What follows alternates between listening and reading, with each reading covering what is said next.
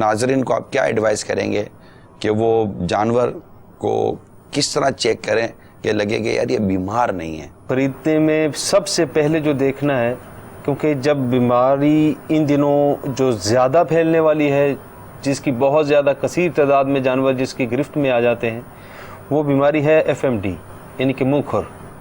اور منہ کھر یہ بیماری ہر سال پریکٹس میں دیکھا جاتا ہے کہ ان دنوں یہ بیماری عام ہوتی ہے. تو سب سے پہلے اس کا منہ چیک کریں. جب کہ جیسے کہ ہم عموماً دیکھتے ہیں کہ بھائی جانور ہم نے خریدا، جی 2 دانت ہمیں جانور چاہیے، وہ دانت دیکھنے کے لیے ہم ضرور چیک کر لیتے ہیں اس کے دانت، لیکن اس کے منہ کو بھی چیک کرنا چاہیے اور اسپیشلی ان کے کھروں کو بھی چیک کرنا چاہیے. عموماً کیا جاتا ہے منڈیوں کے اندر کہ اس بیماری کو روکنے کے لیے وقتی طور پہ کوئی اینٹی بائیوٹک لگا کے اس کو روک دیا جاتا ہے، جو 6 سے 8 گھنٹے تک وہ آپ کو چلنے میں بھی وہ آپ کو محسوس نہیں کروائے گا کہ مجھے کوئی ایسا مسئلہ. جی ڈاکٹر صاحب منہ کو چیک کر لیا جائے. جی اس میں رال ہوتی ہے، جی جھاگ ہوتی ہے منہ کے اندر، جس کو FMD والا جو جانور ہوتا ہے یہ بیسیکلی ایک وائرس ہے، وائرل ڈیزیز ہے.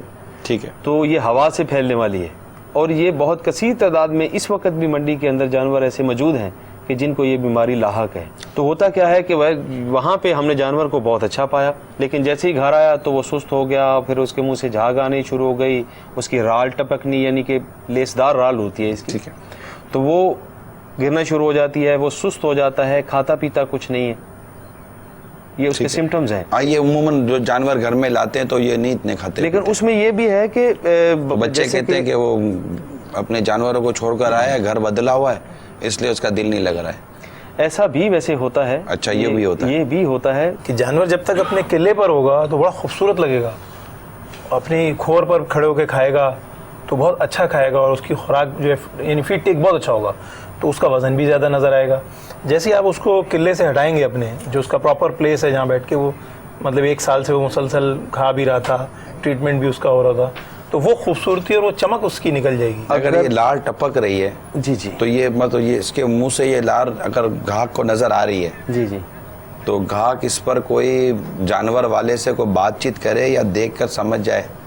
اس میں بات چیت کرنے کی گنجائش باقی ہے. ہمیں ڈاؤٹ سے بھی تو نکالنا ہے. یہ سمٹم ہے سر، ایک واہم کے اور شک کے بنیاد پر ایسا نہ ہو کہ جانور بیچنے والا بیچارہ پھنس جائے. مدنی چینل یا دعوت اسلامی کے کسی پلیٹ فارم سے کوئی بات جاتی ہے نا تو اس کو مطلب سنتے ہی لوگ بہت انڈورس کرتے ہیں نا کہ یار یہ ہاں مدنی چینل سے آئی ہے تو بس فائنل ہو گئی. کوشش کریں کہ ایسا جانور کہ جس کے منہ سے دھار والی جو ہے وہ رال ٹپک رہی ہو، کوشش کریں کہ اس سے اجتناب کیا جائے.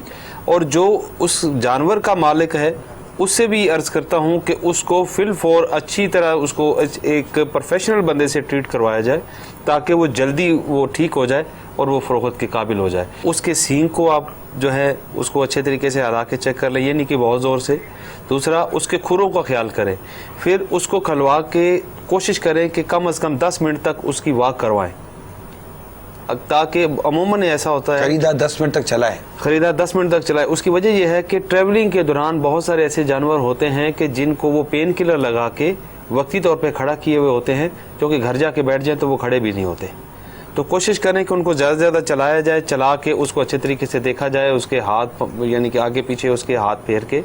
تو اگر کوئی 19-20 ہو ایسا کیس تو کیونکہ ہمارا تو فیلڈ کا کام ہے، مسلسل ایسے کیسز نظر آتے ہیں کہ ایک بندے نے اس کا پاؤں موچ آئی ہوئی تھی جانور کے، اس کو وقتی طور پہ انجیکشن لگا کے اس کو سن کر دیا گیا اور بعد میں اس کو بھیج دیا گیا. یہ بعد میں ان کا جھگڑا بھی ہوا اس بات پہ واپس لینے پہ.